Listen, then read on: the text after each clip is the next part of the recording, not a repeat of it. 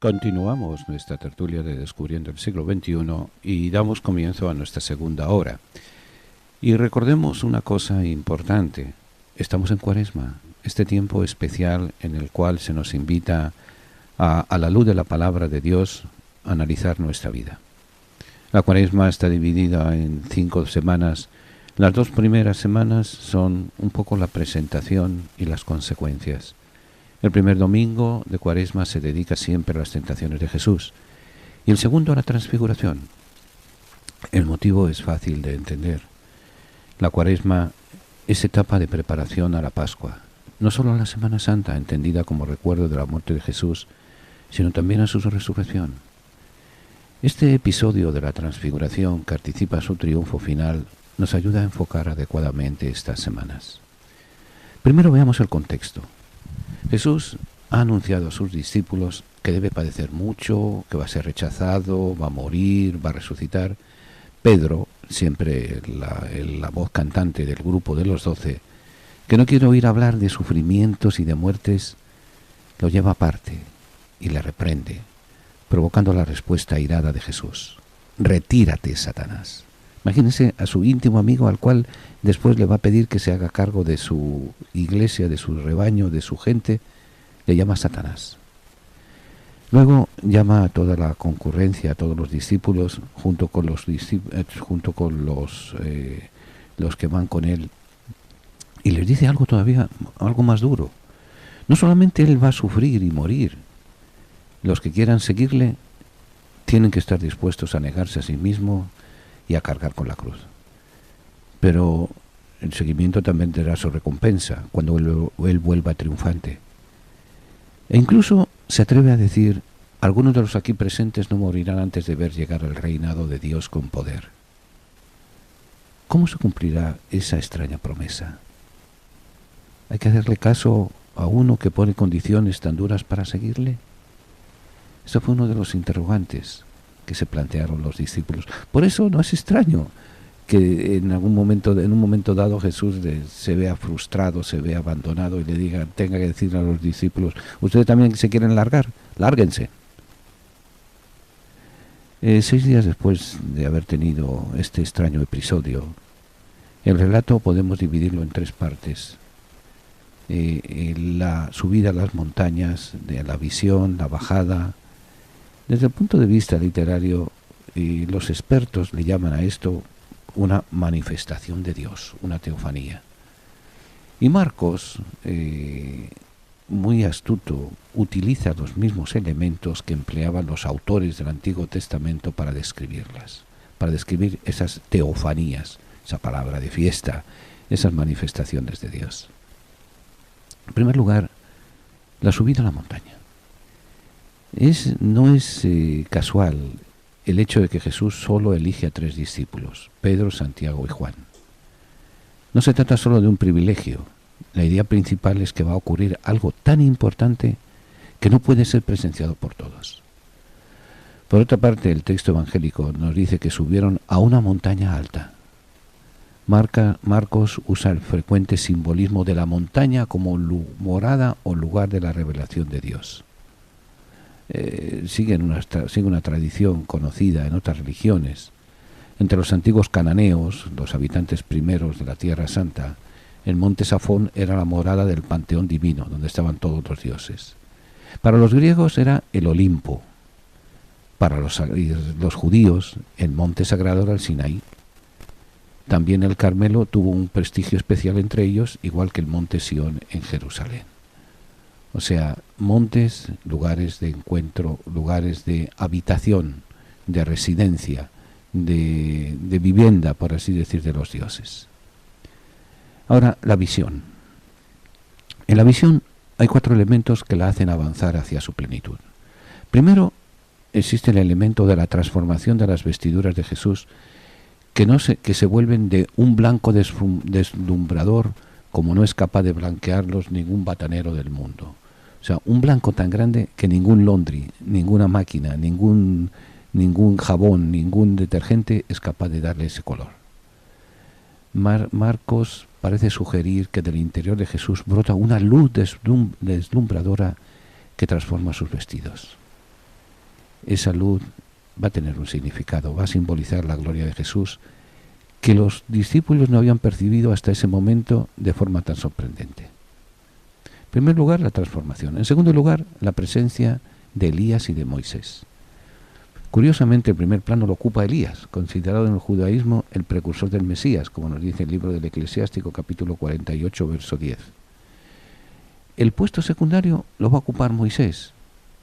Es difícil de explicar, pero así es. O sea, Moisés, el gran legislador, el gran mediador entre Dios y su pueblo, el profeta con el que Dios hablaba cara a cara. Sin Moisés, humanamente hablando, no habría existido el pueblo de Israel ni su religión. Elías va a ser el profeta que salva a esa religión en su mayor momento de crisis, hacia el siglo IX a.C., cuando está a punto de sucumbir por el influjo de la religión cananea. Sin él, sin Elías, se habría venido al fondo, se habría venido por tierra toda la obra de Moisés. Por eso los judíos concedían especial importancia a estos dos personajes. El hecho de que se aparezcan ahora a los discípulos, no a Jesús, porque Jesús ya era parte de, es una manera de confirmarles la importancia del personaje al que están siguiendo. Que se quiten de la cabeza de que es un hereje, de que es un loco, no está destruyendo la labor religiosa de los siglos pasados. Jesús se ubica en la línea de los antiguos profetas, llevando a plenitud su obra. La obra que Moisés, que Elías salvaron, Jesús va a retomarla y la va a continuar y llevar a plenitud. En tercer lugar, hay que destacar en este contexto las palabras de Pedro. Palabras que Pedro propone hacer 3 tiendas. Podrías sentir un simple despropósito. Marcos, sin embargo, lo justifica aduciendo que estaban espantados, estaban pasmados, estaban asustados y no sabían lo que se decía. Generalmente nos fijamos en las 3 tiendas, pero es simple consecuencia de lo anterior. Qué bien se está aquí. Pedro no quiere que Jesús sufra. Mejor quedarse en lo alto del monte con Jesús, Moisés y Elías que tener que seguirle la cruz. El cuarto elemento importante en esta secuencia del Evangelio, en esta festividad, es la nube y la luz y la voz. Como en el Sinaí, Dios se manifiesta en la nube y habla desde ella. Sus primeras palabras repiten exactamente lo que escucharon en el momento del bautismo de Jesús, cuando Dios presentaba a Jesús como su siervo. Pero aquí se añade un algo mandatorio, imperativo. Escúchenlo. La orden, el mandato se relaciona con las anteriores palabras de Jesús que han provocado tanto escándalo en Pedro y con la dura alternativa entre vida y muerte que ha planteado a sus discípulos. Ese mensaje no puede ser ni eludido ni trivializado. O sea, no puede ser olvidado. Escúchenlo. Este episodio está contado como experiencia positiva para los apóstoles y para todos nosotros. Después de haber escuchado a Jesús hablar de su pasión y muerte, de las duras condiciones que impone a sus seguidores, tienen 3 experiencias complementarias. Primero, ven a Jesús transfigurado de forma gloriosa. Segundo, se les aparecen Moisés y Elías. En tercer lugar, escuchan la voz del cielo. Lo cual, todo esto supone una enseñanza creciente. La primera, al ver transformados sus vestidos, tienen la experiencia de que su destino final no es el fracaso, sino la gloria. O sea, el seguir detrás de este individuo, al cual no terminan de entender, porque la verdad es eso, lo vinieron a entender después de Pentecostés. Ellos apostaron por Jesús como podían apostar contra un líder, a favor de un líder, pero sin captar la profundidad de su mensaje. Por eso, Pedro, ¿cómo tú vas a sufrir si la vida no es de sufrimiento, sino de gloria y de placeres y demás? Segundo, al aparecérseles Moisés y Elías, se confirman en que Jesús es el culmen de la historia religiosa de Israel y de la revelación de Dios. Moisés y Elías eran los 2 iconos a lo largo de todo el Antiguo Testamento de la religión y de la fe judía en un solo Dios.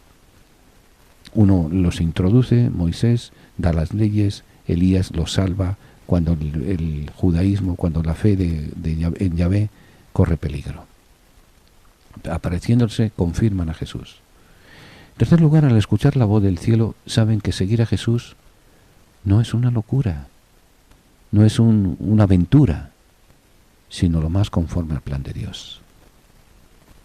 Y aquí viene, después de esto, la tercera parte, el descenso de la montaña.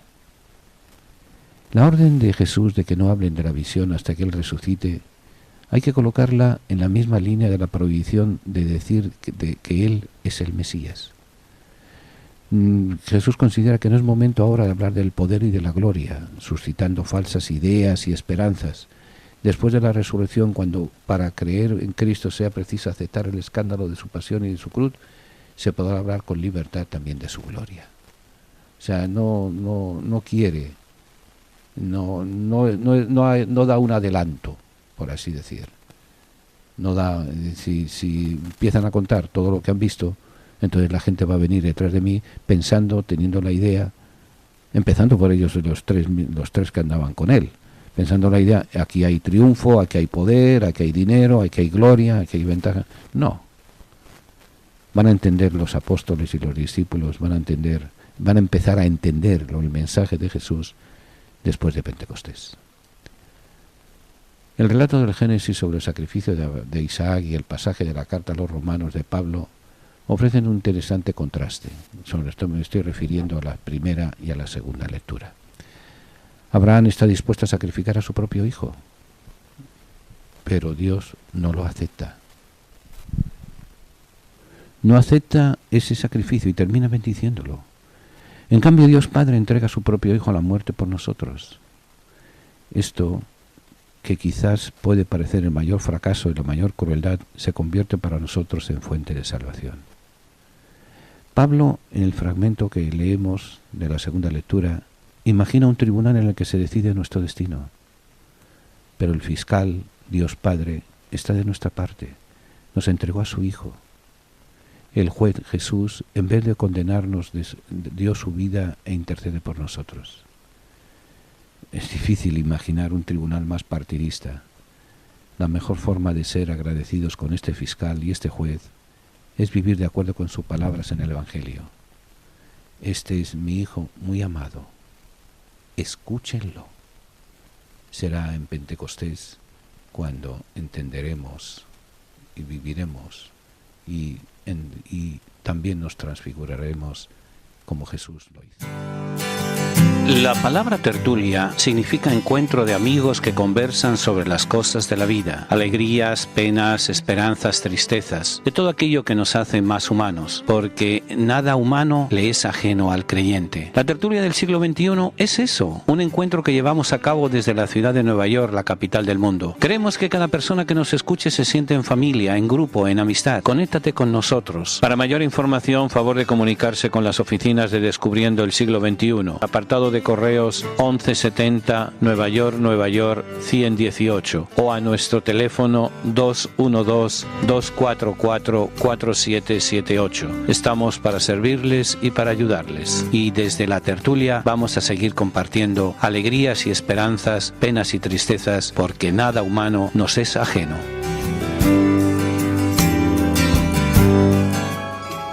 Descubriendo el siglo XXI, en colaboración con la parroquia de San Columba, les invita a participar en los seminarios de formación bíblica y teológica.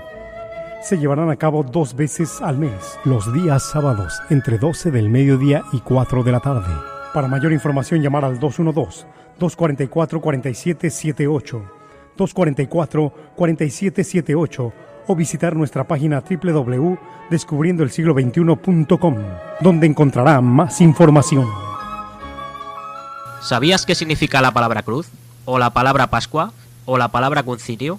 Pues bien, podrás encontrar las respuestas a estas preguntas y a 313 más en el libro ¿Sabías qué?, escrito por el padre Tomás del Valle. En dicho libro se recogen las preguntas e inquietudes que los oyentes del programa La Tertulia han ido haciendo en el programa a lo largo de los años. No deje de comprar este libro, que le ayudará en las dudas y reflexiones. Comprándolo ayuda para que la tertulia del siglo XXI siga manteniéndose en el aire. Para comprar o pedir, llame o escriba a nuestras oficinas. Descubriendo el siglo XXI, 212-244-4778 o encárguelo por email radiosiglo21@aol.com. Continuamos nuestra tertulia y, como tenemos la costumbre en la segunda parte de nuestro programa, vamos a ir desmenuzando y presentando los libros de la Sagrada Escritura. Habíamos hablado en la semana pasada de los libros de Samuel I y II de Samuel, y nos toca ahora conversar sobre los libros de los reyes. Los libros de los reyes es un conjunto de 2 libros, conforman una unidad, pero la división, como la conocemos hoy en día, se encuentra por vez primera en los documentos, en los códices de la traducción griega de la Biblia llamada de los 70, donde se llevan el nombre tercero y cuarto libro de los reinos. Los 2 primeros eran los de Samuel y los 2 segundos, primero y segundo de Reyes. O sea, fue San Jerónimo quien, siguiendo la tradición hebrea, los llamó libros de los reyes. O sea, me explico en palabras sencillas, comunes y corrientes. Hasta un momento dado, la Biblia, la colección de los del Antiguo Testamento, de los 47 libros del Antiguo Testamento, solamente estaban disponibles en hebreo. Algunas palabras en arameo, pero fundamentalmente en hebreo. Dado que en la ciudad de Alejandría se concentraba la mayor población judía fuera de la Tierra Santa, fuera de la Judea, de la región de la actual Israel, se vio la necesidad de una traducción al griego, porque ocurrió un fenómeno que nosotros hoy en día podemos entender perfectamente como emigrantes. El emigrante, cuando llega al país que lo acoge, sea el que sea Estados Unidos, sea Perú, sea España, sea Suajili, sea cualquier sitio, siempre conoce el idioma propio y más o menos va introduciéndose en el idioma del país que lo acoge. Pero las segundas, terceras, cuartas generaciones van perdiendo el contacto con las raíces lingüísticas de los orígenes de la familia. Y eso pasa también no solamente en la cultura, sino también en la religión. Entonces se vio la necesidad en la ciudad de Alejandría de hacer una traducción a la lengua culta internacional que había en ese momento, que era el griego. Entonces se cuenta la tradición que fueron 70 sabios que hicieron esta traducción del Antiguo Testamento al griego.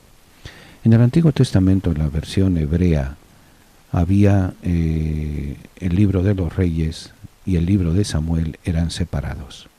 Primero y segundo de Samuel, primero y segundo de los reyes. Dado que el tema en muchas cosas, en muchos aspectos, es casi común, al hacer la traducción al griego, lo pusieron libro primero, segundo, tercero y cuarto de los reyes, confundiendo un poco pues a los que eran, por así decir, bilingües. Cuando en el siglo V San Jerónimo hace la traducción al latín, vuelve a clasificarlo primero y segundo de Samuel, primero y segundo de los reyes. Y así después eso ha sido un poco lo que se ha ido extendiendo en el mundo cristiano. ¿Qué estructura y cuál es la síntesis del libro de los reyes? El libro primero de los reyes nos narra la figura y las obras de Salomón. Recordemos que el libro segundo de Samuel nos estaba hablando fundamentalmente de David, Salomón, el hijo de David. Y entonces figura y obras de Salomón y expone la historia de los 2 reinos, Israel en el norte y Judá en el sur, que se forman a la muerte de Salomón. Va a presentar de forma sincrónica a los reyes de ambos reinos. Eso en el libro primero. En el libro segundo se continúa la historia de los 2 reinos desde Eliseo hasta la desaparición del reino del norte. Y después va a presentarnos la deportación a Babilonia del rey de Judá y de la población más importante, que es la población de Jerusalén. Vamos por partes. El rey Salomón, sucesor de David. Libro primero de los Reyes, los 11 primeros capítulos. Se nos presenta en esta parte pues un poco la sucesión de David, la magnificencia del reinado de Salomón, con todas sus pompas y sus glorias y sus lujos y demás, y concluye con los puntos oscuros de su reinado y su muerte. Un dato que va a destacar va a ser la sabiduría que Dios le otorga a Salomón, que se va a manifestar esa sabiduría en las construcciones que realiza, y sobre todo la gran obra de Salomón es la edificación y dedicación del templo, y en segundo lugar la organización del reino y su actividad comercial. Eso podríamos decir que son las luces. Las sombras son precisamente su pecado de idolatría, el cual mereció la división del reino a su muerte. Durante la muerte de Salomón, el Señor, por respeto a la palabra que le había dado a David, deja que Salomón, por así decir, haga lo que, hablando vulgarmente, con extranjeros el reino del norte. En Judá, el rey más sobresaliente va a ser Ahab, a quien el profeta Isaías hizo la importante profecía sobre el nacimiento del Mesías, de el Emmanuel, el Dios con nosotros. Tercera parte, los reyes de Judá hasta el destierro de Babilonia. Segundo libro de los Reyes, desde el capítulo 18 hasta el capítulo 25. En esta parte vemos la historia de Judá tras la caída del imperio del reino del norte hasta la toma y saqueo de Jerusalén por parte de Nabucodonosor. Va a destacar en esta segunda parte la reforma religiosa del rey Ezequías y la milagrosa liberación de Jerusalén del ataque que le quiere dar el rey de Asiria, Sennacherib. Figura importante en esta parte del libro de los Reyes, en este segundo libro, va a ser Isaías. Los sucesores de Ezequías volvieron a la idolatría, especialmente Manasés, famoso por su impiedad. El rey Josías realizó una nueva reforma religiosa más profunda que Ezequías, y sus sucesores vuelven a la idolatría, y el Señor castigó a Judá y a Jerusalén por medio de Nabucodonosor, rey de Babilonia. Y la ciudad fue 2 veces saqueado, el templo incendiado y los habitantes de Judá llevados cautivos a Babilonia junto al rey. En Judá quedó un gobernante, y en Babilonia el rey Joaquín, aunque cautivo, obtuvo un trato de favor. De este modo, pues se quedó una cierta esperanza, ya que la estirpe de David continuó, aunque sea en el destierro. Como ven, la historia pues se repite. Son, como le dijo Dios a Moisés en el Sinaí, pueblo de dura cerviz, pueblo, en palabras que usted y yo entendemos, pueblo cabezota, que no escarmienta, que se separa de Dios y se separa, creían.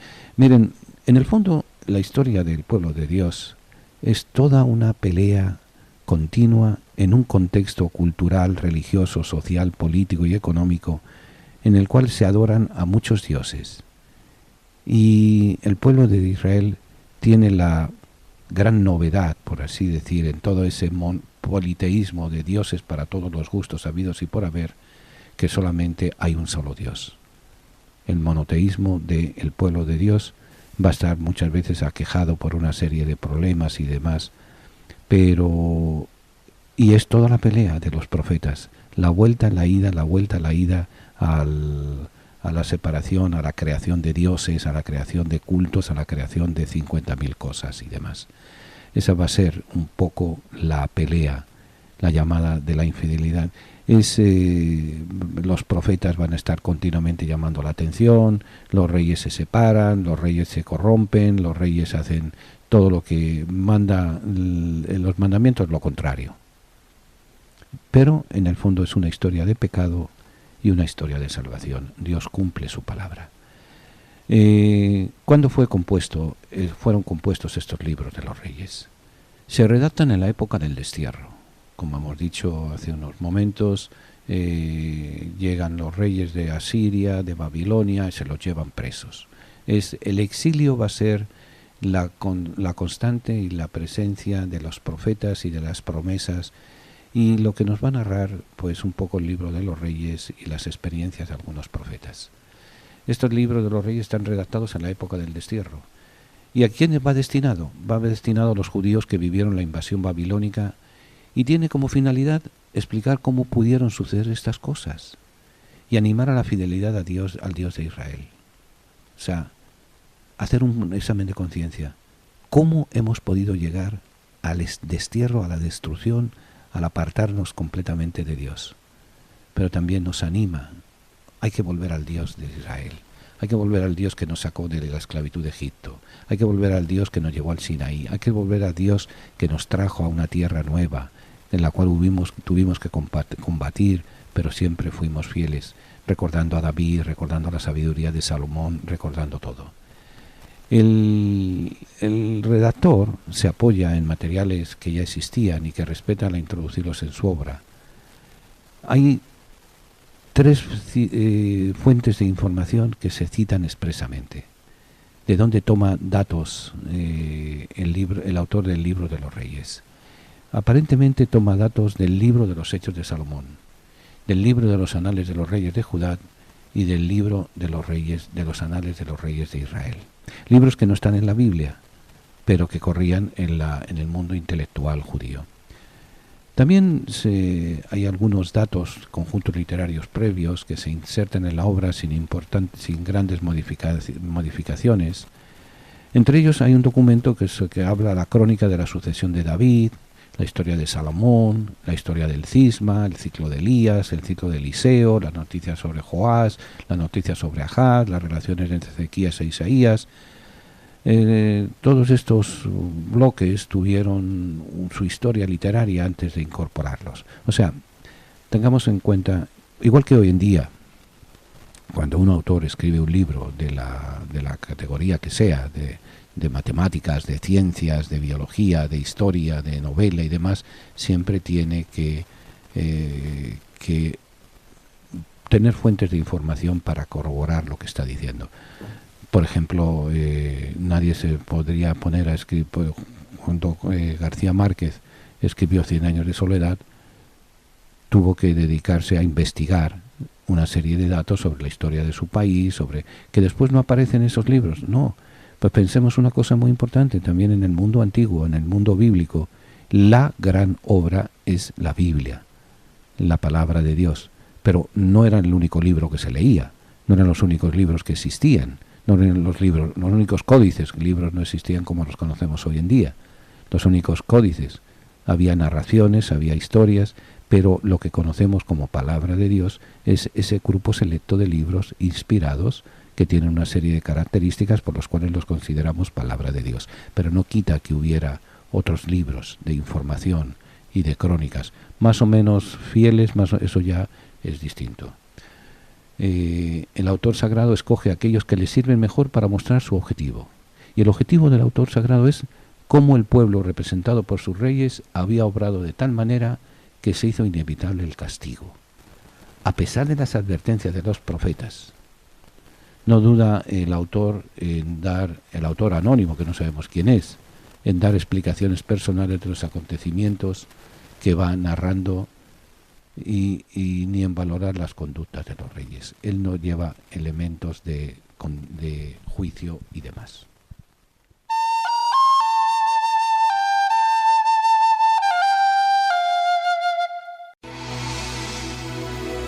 Siempre tenemos necesidad de contemplar el misterio de la misericordia. Es fuente de alegría, de serenidad y de paz. Es condición para nuestra salvación. Misericordia es la palabra que revela el misterio de la Santísima Trinidad. Misericordia es el acto último y supremo con el cual Dios viene a nuestro encuentro. Misericordia es la ley fundamental que habita en el corazón de cada persona cuando mira con ojos sinceros al hermano que encuentra en el camino de la vida. Misericordia es la vida que une a Dios y el hombre porque abre el corazón a la esperanza de ser amados para siempre, no obstante el límite de nuestro pecado. Con estas palabras el Papa Francisco convoca a toda la Iglesia con la misericordia del Padre. Viviremos y sentiremos en la Iglesia el amor del Padre, la fraternidad del Hijo, la santidad del Espíritu Santo. Únete a la familia de Descubriendo el Siglo XXI para celebrar la gracia del Señor.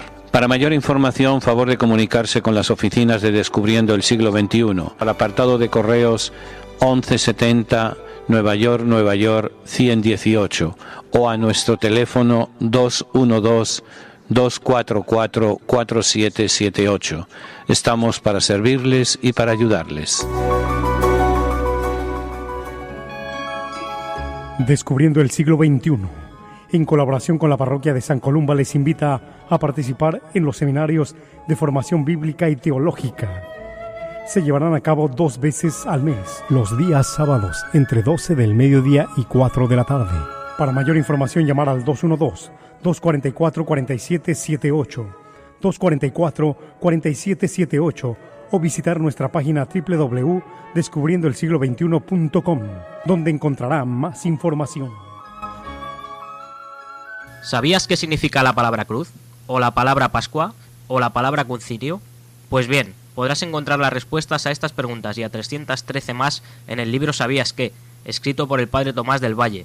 En dicho libro se recogen las preguntas e inquietudes que los oyentes del programa La Tertulia han ido haciendo en el programa a lo largo de los años.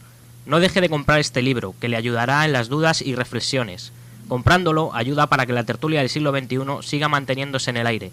Para comprar o pedir, llame o escriba a nuestras oficinas. Descubriendo el siglo XXI, 212-244-4778, o encárguelo por email radiosiglo21@aol.com. Vengan porque tuve hambre y me dieron de comer, tuve sed y me dieron de beber, estuve en la cárcel y me visitaron, enfermo y me fueron a ver, extranjero y me acogieron. Hoy en día damos de comer, beber, acogemos y visitamos cuando nos acercamos a nuestros hermanos presos, enfermos o emigrantes. A través de la radio lo hacemos posible. Ayúdanos a ayudar. Envíenos su donativo a Descubriendo el siglo XXI. ¿Qué enseñanza podemos extraer de los libros de los reyes, del primero y del segundo? Nos muestran lo mismo que el del libro del Deuteronomio. El destino del ser humano depende de su fidelidad a Dios. El hombre, por su propia naturaleza, está abocado al fracaso si abandona el verdadero Dios, sometiéndose al servicio de los ídolos. Estos libros ponen de manifiesto una cosa importante, y es el conocimiento de Dios que adquirió Israel y cómo llegó a él. Se revela así a su pueblo como el Dios de todo lo creado, que tiene dominio absoluto sobre la naturaleza, Dios de cielos y tierra. Al mismo tiempo, Dios que se manifiesta como absolutamente trascendente, no puede ser contenido en ningún templo ni ser representado, pues habita en los cielos. Es el único y verdadero Dios y no admite a otros dioses junto a él. Tiene un poco ese complejo de o yo o nadie. Esta revelación la hace Dios por medio de quién. ¿Cómo el ser humano se va a enterar de esa manifestación? Se va a enterar por medio de los profetas. Los profetas vienen siendo los hombres de Dios. Sus palabras se cumplen inexorablemente. Fíjense, el esquema profecía-cumplimiento se repite en los 2 libros de los reyes, en el libro de los reyes en general, en los 2 tomos, unas 45 veces. Ahora, hay otro dato importante. La condición del hombre pecador y deseoso necesitado del verdadero Dios. O sea, el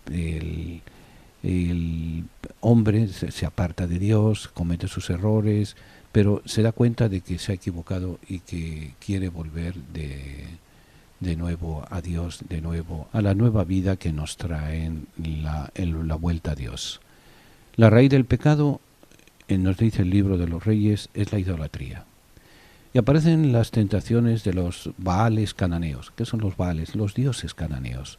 Los dioses cananeos que tenían dioses para todas las manifestaciones humanas.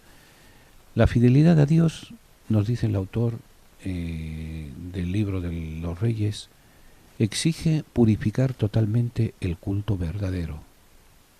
O sea, si creemos en Dios, hay que volver al Dios verdadero, al verdadero Dios, realizando el culto como Él quiere en el santuario de Jerusalén, el cual fue decretado santuario único para Israel a fines del siglo VII a.C.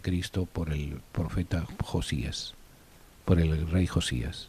El rey Josías decide, miren, el lugar de los sacrificios a Dios es exclusivamente el templo de Jerusalén. Es el templo que le hemos consagrado a Dios. Entonces todo sacrificio tiene que ser realizado allí.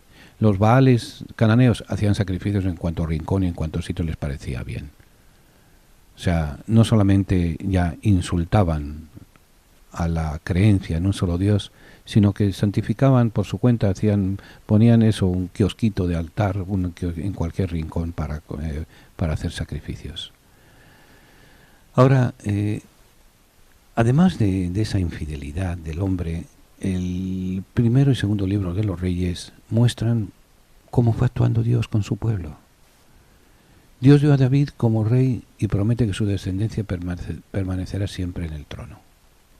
Elige el templo de Jerusalén para que fuese morada de su santo nombre y la presencia de Dios pasa del arca al templo.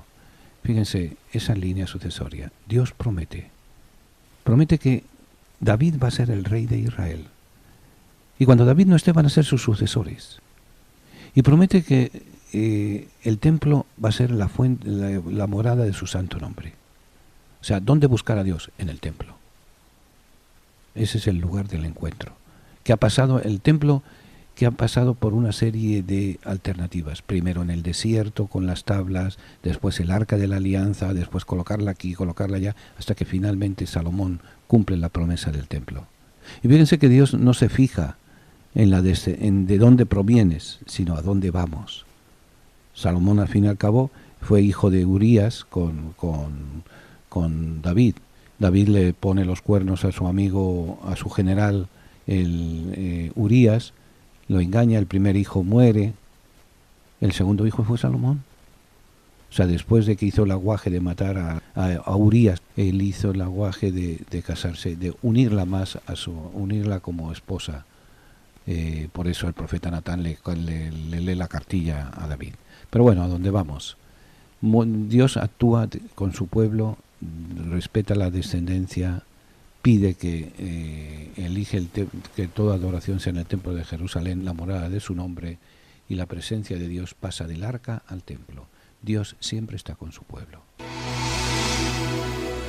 Siempre tenemos necesidad de contemplar el misterio de la misericordia. Es fuente de alegría, de serenidad y de paz. Es condición para nuestra salvación. Misericordia es la palabra que revela el misterio de la Santísima Trinidad. Misericordia es el acto último y supremo con el cual Dios viene a nuestro encuentro. Misericordia es la ley fundamental que habita en el corazón de cada persona cuando mira con ojos sinceros al hermano que encuentra en el camino de la vida. Misericordia es la vida que une a Dios y el hombre porque abre el corazón a la esperanza de ser amados para siempre, no obstante el límite de nuestro pecado. Con estas palabras el Papa Francisco convoca a toda la Iglesia con la misericordia del Padre. Viviremos y sentiremos en la Iglesia el amor del Padre, la fraternidad del Hijo, la santidad del Espíritu Santo. Únete a la familia de Descubriendo el Siglo XXI para celebrar la gracia del Señor. Para mayor información, favor de comunicarse con las oficinas de Descubriendo el Siglo XXI, al apartado de correos 1170 Nueva York 118 o a nuestro teléfono 212-244-4778. Estamos para servirles y para ayudarles. Descubriendo el Siglo XXI, en colaboración con la parroquia de San Columba, les invita a participar en los seminarios de formación bíblica y teológica. Se llevarán a cabo 2 veces al mes, los días sábados, entre 12 del mediodía y 4 de la tarde. Para mayor información, llamar al 212-244-4778, 244-4778 o visitar nuestra página www.descubriendoelsiglo21.com, donde encontrará más información. ¿Sabías qué significa la palabra cruz? ¿O la palabra Pascua? ¿O la palabra concilio? Pues bien, podrás encontrar las respuestas a estas preguntas y a 313 más en el libro ¿Sabías qué?, escrito por el padre Tomás del Valle. En dicho libro se recogen las preguntas e inquietudes que los oyentes del programa La Tertulia han ido haciendo en el programa a lo largo de los años. No deje de comprar este libro, que le ayudará en las dudas y reflexiones. Comprándolo ayuda para que la tertulia del siglo XXI siga manteniéndose en el aire. Para comprar o pedir, llame o escriba a nuestras oficinas. Descubriendo el siglo XXI, 212-244-4778 o encárguelo por email radiosiglo21@aol.com. A pesar del despliegue de la misericordia de Dios, los reyes y el pueblo no fueron fieles y adoraron a otros dioses. Les hicieron lo que hablamos vulgarmente, lo que les dio la gana. Sabían que les venían los problemas encima. Sabían que Dios es un Dios celoso, ¿sabes? Sabía que Dios había perdonado la primera y la segunda, pero como quiera hicieron lo que les dio la gana. Sin embargo, Dios permanece fiel a su promesa. Y la sucesión, la línea de sucesión davídica se mantiene en el trono de Judá. Esa sucesión que va a llegar a Jesús. Jesús, hijo de David. ¿Por qué? Porque Dios cumple su promesa. Aquella promesa que dio en el paraíso, cuando tuvo que echarlo de mala manera, como aquel que dice a Adán y a Eva, le dijo, alguien va a reparar esto, uno de su descendencia. Esa descendencia después se lo va a prometer a Abraham y después va a prometer a David. Y tanto Abraham como David, como Jacob, que se convierte en Israel, como David, van a ser hombres de doble cara, por así decir. Mientras son capaces de hablar con Dios, son capaces también de faltarle el respeto a Dios. Pero Dios sigue cumpliendo su promesa. Ahora, los libros de los reyes y a la luz del Nuevo Testamento. Porque miren, es importante, no entenderíamos el Nuevo Testamento sin el Antiguo. Y no completamos el Antiguo Testamento sin el Nuevo. Los libros de los reyes van a tener su culminación en el Nuevo Testamento. Va a ser en el momento en que Jesús es proclamado hijo de David por la multitud y los evangelistas. O sea, en las próximas semanas vamos a celebrar el Domingo de Ramos. Y el momento importante del Domingo de Ramos es precisamente la proclamación de Jesús en la entrada en Jerusalén. Dios cumple su promesa por encima de toda expectativa humana. La ascendencia davídica de Jesús no se funda en la generación humana, como sucede en los reyes de Judá, sino en la voluntad de Dios, que elige y constituye a José como padre de Jesús. Como aquel que dice, la sucesión de los reyes era el hijo del rey, sea morón o sea inteligente, es el que va a suceder. La sucesión de David va a ser de otra manera, va a ser a quien Dios elige. Y José va a ser el que va a ser el link con David. Por eso la importancia que le dan los evangelistas y el mundo oriental a las genealogías, porque saben que de esa genealogía va a surgir el Señor. El reino pero ¿qué ocurre? El reino que se inaugura con la venida de Cristo va a ir más allá de un reinado humano e histórico. No es un rey que muere y que viene otro y que sucede en el trono, no. Va a ir mucho más allá. Es el reino mismo de Dios. De aquí que se puede decir que Jesucristo es rey. Pero igual que cuando le cuestiona a Pilato, ¿tú eres rey? Sí, pero mi reino no es de este mundo, le dice Jesús. Él podría decir, si yo fuera si yo fuera rey, mis tropas hubieran venido de este mundo, hubieran venido a defenderme. ¿Tú crees que yo hubiera caído tan fácilmente como Guanábana Madura a que tu gente me cogiera mi gente hubiera venido a defenderme? Mi reino no es de este mundo. Las categorías que yo vengo a presentar son de otras categorías distintas. El reino del Mesías va a estar formado por judíos, pero también va a estar formado por gentiles. A diferencia de Judá e Israel, hombres de toda raza y nación, un reino de sacerdotes, un reino de todos nosotros gozamos de esa categoría por el bautismo y la redención de Cristo, de la condición de sacerdotes, profetas y reyes. La Iglesia, por tanto, la comunidad, recordemos siempre que la palabra Iglesia viene del vocablo griego ecclesia, asamblea. No podemos entender, y nos lo dice todo el libro de los Reyes y todas las Sagradas Escrituras, es difícil entender. Venga a honrar al Divino Niño Jesús el tercer domingo de cada mes. Tendremos la celebración de la Santa Misa a las 2 de la tarde en la parroquia San Columba, ubicada en el 343 West de la 25 Street en Manhattan. Para mayor información, favor de comunicarse con nuestras oficinas al 212-244-4778. 212-244-4778. La palabra tertulia significa encuentro de amigos que conversan sobre las cosas de la vida, alegrías, penas, esperanzas, tristezas, de todo aquello que nos hace más humanos, porque nada humano le es ajeno al creyente. La tertulia del siglo XXI es eso, un encuentro que llevamos a cabo desde la ciudad de Nueva York, la capital del mundo. Queremos que cada persona que nos escuche se sienta en familia, en grupo, en amistad. Conéctate con nosotros. Para mayor información, favor de comunicarse con las oficinas de Descubriendo el Siglo XXI. Apartado de correos 1170 Nueva York 118 o a nuestro teléfono 212-244-4778. Estamos para servirles y para ayudarles. Y desde la tertulia vamos a seguir compartiendo alegrías y esperanzas, penas y tristezas, porque nada humano nos es ajeno.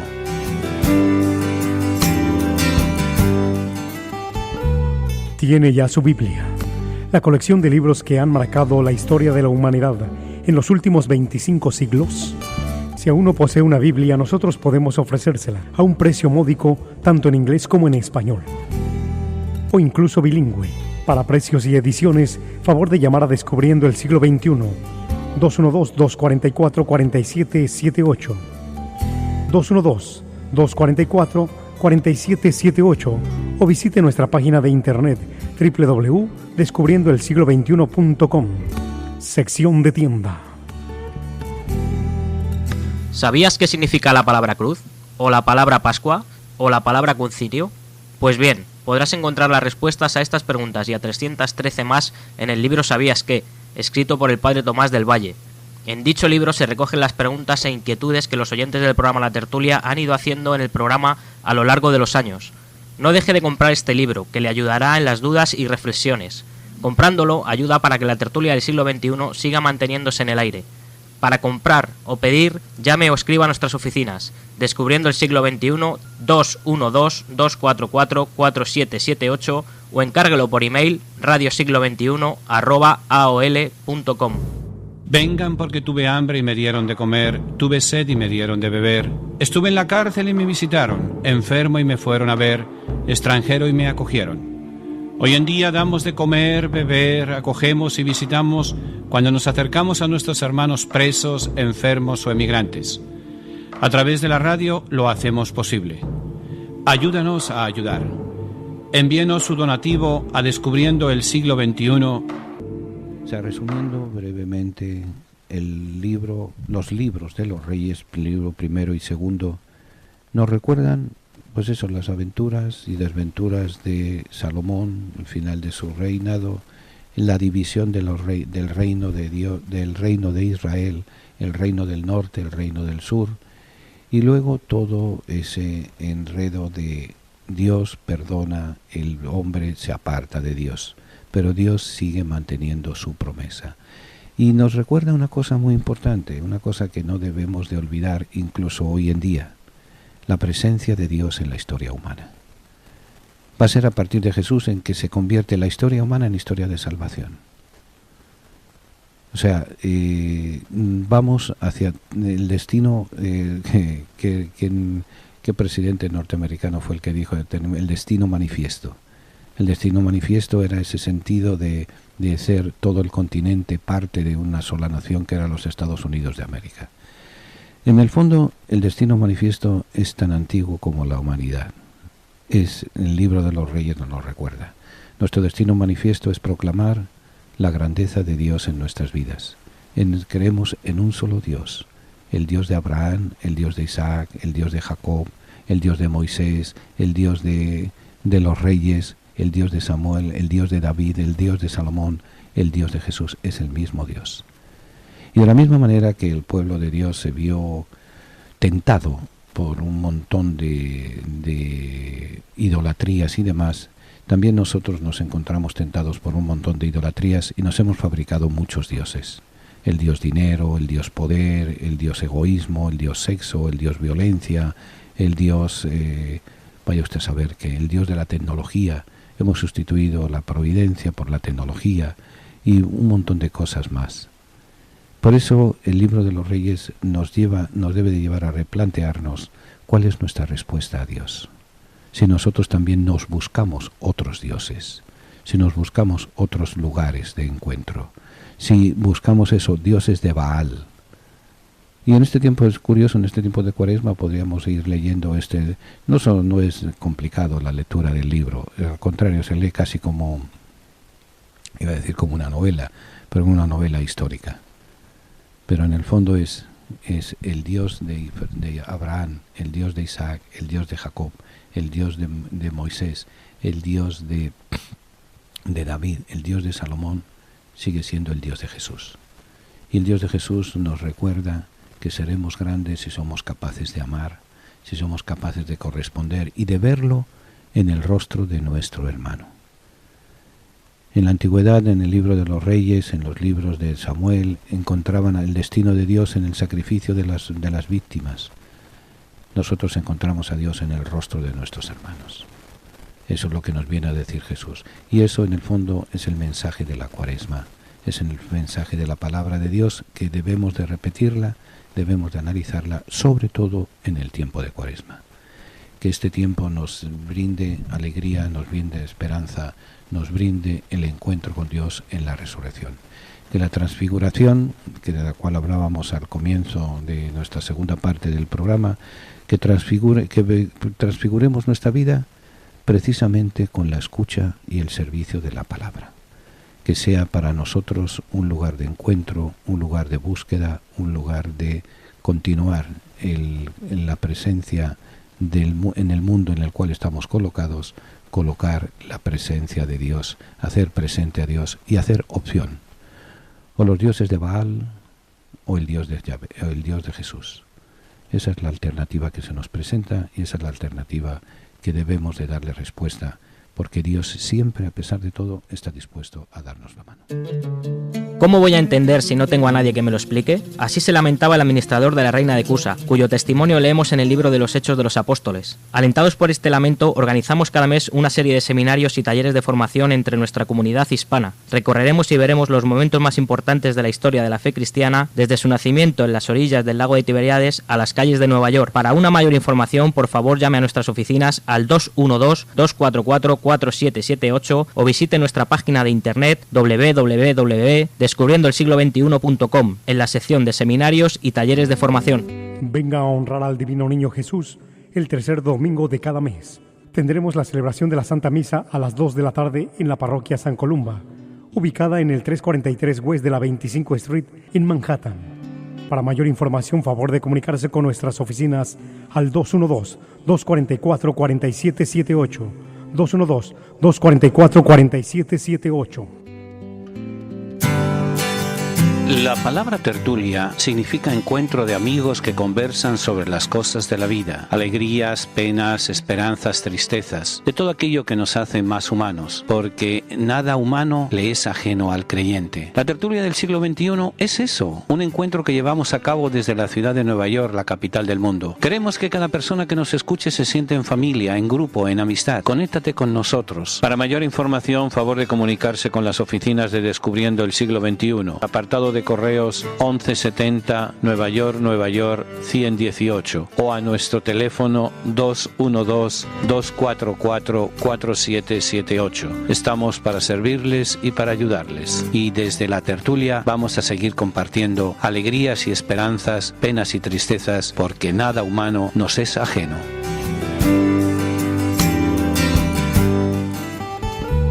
Tiene ya su Biblia, la colección de libros que han marcado la historia de la humanidad en los últimos 25 siglos. Si aún no posee una Biblia, nosotros podemos ofrecérsela a un precio módico, tanto en inglés como en español, o incluso bilingüe. Para precios y ediciones, favor de llamar a Descubriendo el Siglo XXI, 212-244-4778, 212-244-4778, o visite nuestra página de internet www.descubriendoelsiglo21.com, sección de tienda. Descubriendo el Siglo XXI, en colaboración con la parroquia de San Columba, les invita a participar en los seminarios de formación bíblica y teológica. Se llevarán a cabo 2 veces al mes, los días sábados, entre 12 del mediodía y 4 de la tarde. Para mayor información, llamar al 212-244-4778, 244-4778, o visitar nuestra página www.descubriendoelsiglo21.com, donde encontrará más información. Y concluimos nuestra tertulia. Damos por finalizado desde exactamente en estos momentos, desde las orillas del lago de Tiberíades, donde Jesús nos dijo: vengan, compartan, anuncien, sean portadores de alegría y de esperanza. Veis, vamos a ser bienaventurados si somos capaces de amar, de construir un mundo mejor del que hemos recibido, de ser luchadores y con un corazón limpio y sincero. Desde aquí, con el recuerdo del amor de Dios entre nosotros, que el Señor les bendiga y les acompañe siempre. La Eucaristía que celebraremos en la mañana de hoy, a mediodía de hoy, o 2 de la tarde, hora de Nazaret, a 2 de la tarde son 10 de la mañana, hora de Estados Unidos, en Caná, en Nazaret, será por las intenciones de todos ustedes, de forma especial por los más necesitados, nuestros enfermos, nuestros hermanos presos, nuestros hermanos solos en los hogares. Que el Señor les bendiga, que el Señor les proteja, que el Señor esté con ustedes en todo momento. Señor, nuestros hermanos a los que tú amas están encarcelados. Ten compasión de todos los presos y socórrelos. Si es posible, que sea llevadero para ellos este cáliz. Pero no se haga nuestra voluntad sino la tuya. Haznos sensibles a las necesidades de nuestros hermanos encarcelados y haznos comprensivos con sus limitaciones. Ayúdanos a hacerle más llevadera la sentencia. Señor, a los que amas están encarcelados. Toda su familia está también sufriendo. Haz que nunca pierdan la confianza y la esperanza en ti. Amén. Hasta el próximo jueves, si Dios quiere. Que Dios les bendiga.